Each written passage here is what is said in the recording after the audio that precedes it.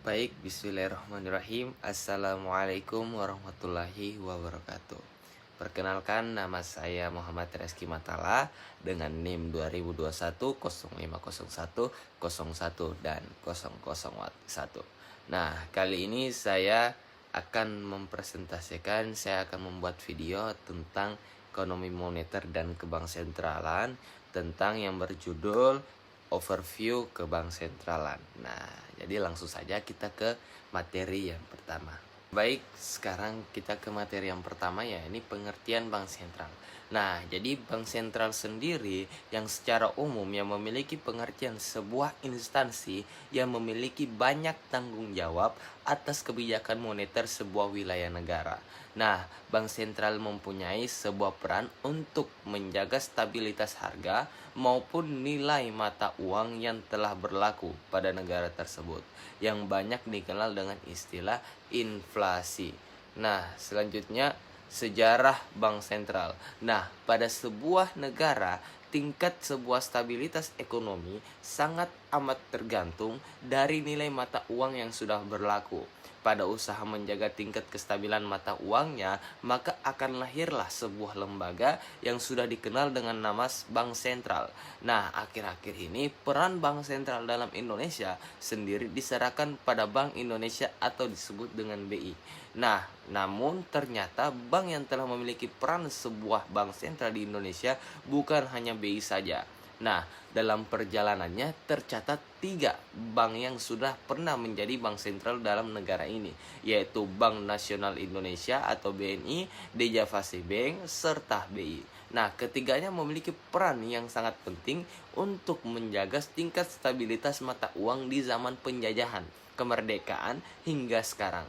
Nah, yang pertama yaitu Dejavase Bank, bank sentral pertama di Indonesia. Dejavase Bank merupakan sebuah bank sentral pertama di Indonesia. Lembaga ini dibangun pada tahun 1929 di masa pemerintahan Hindia Belanda yang dipimpin oleh Raja William I. Nah, lokasinya tepatnya di Jakarta, membangun cabangnya di daerah Sumatera, Sulawesi, Surabaya, Kalimantan, hingga di New York. Nah, selanjutnya yang kedua yaitu BNI 46, bank sentral yang menerbitkan Orang Republik Indonesia atau biasa disebut ORI. Nah, banyak masyarakat awam yang menyatakan bahwa Bank Indonesia merupakan bank sentral yang dimiliki oleh Indonesia setelah masa kemerdekaan Indonesia dicetuskan. Anggapan ini merupakan hal yang salah jika kita melihat fakta bahwa BI sendiri baru berdiri pada tahun 1953. Pada awal kemerdekaan Indonesia, lembaga perbankan yang telah memiliki peran penting untuk menjaga kestabilan mata uang yaitu Bank Nasional Indonesia 46 atau disebut dengan BNI 46. Nah, yang ketiga, nasionalisasi Dejavase Bank dan BI.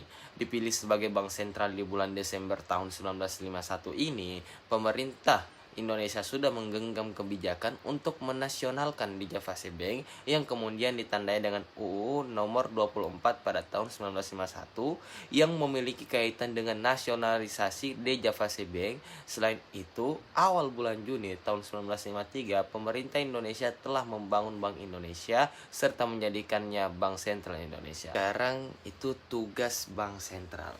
Nah, jadi yang pertama itu menetapkan serta melaksanakan kebijakan moneter. Ditetapkannya kewajiban moneter harus dijalankan untuk menjaga peredaran jumlah mata uang yang ada pada masyarakat. Nah, pertumbuhan ekonomi nasional, pihak BI harus bekerja sama dengan pihak pemerintah yang mana seluruh kebijakan yang telah ditetapkan dapat berjalan sesuai dengan kebijakan fiskal serta beberapa kebijakan ekonomi lainnya. Nah, yang kedua yaitu mengatur dan menjaga kelancaran sistem pembayaran. Nah, makna dari sebuah sistem pembayaran ini merupakan sebuah sistem pembayaran tunai serta non-tunai. Bank Indonesia memiliki peran penuh saat mengeluarkan aturan, standar, kesepakatan, serta tata cara untuk digunakan dalam mengatur peredaran uang. Nah, yang ketiga, mengatur dan mengawasi perbankan. Nah, BI perlu melakukan pengawasan makroprudensial yang berguna untuk menjaga kestabilan sebuah sistem keuangan yang berlaku di Indonesia. Nah, kebijakan ini adalah sebuah kebijakan yang telah disusun untuk bisa memberikan batasan dengan risiko serta biaya krisis yang sistemik, supaya tetap dapat menjaga keseimbangan sebuah sistem keuangan di Indonesia. Nah, yang pertama itu wewenangnya membuat kebijakan moneter. Bank Indonesia perlu menentukan serta menetapkan dengan tingkat diskonto.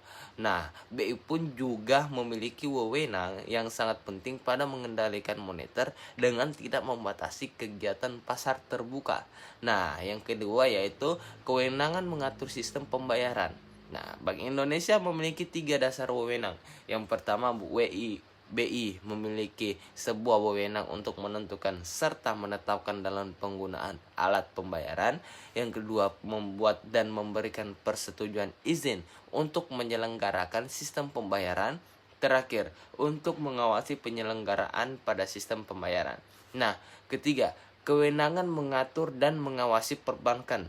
Nah, Bank Indonesia sebagai bank sentral tentunya memiliki 4 wewenang utama. Pertama, untuk memiliki wewenang dalam membuat, juga untuk menetapkan sebuah kebijakan yang terkait pelaksanaan perbankan yang sudah berlaku pada Indonesia. Kedua, berwenang untuk memberikan sanksi dengan pihak yang sudah melanggar kebijakan sudah ditetapkan sesuai dengan peraturan undang-undang. Terima kasih.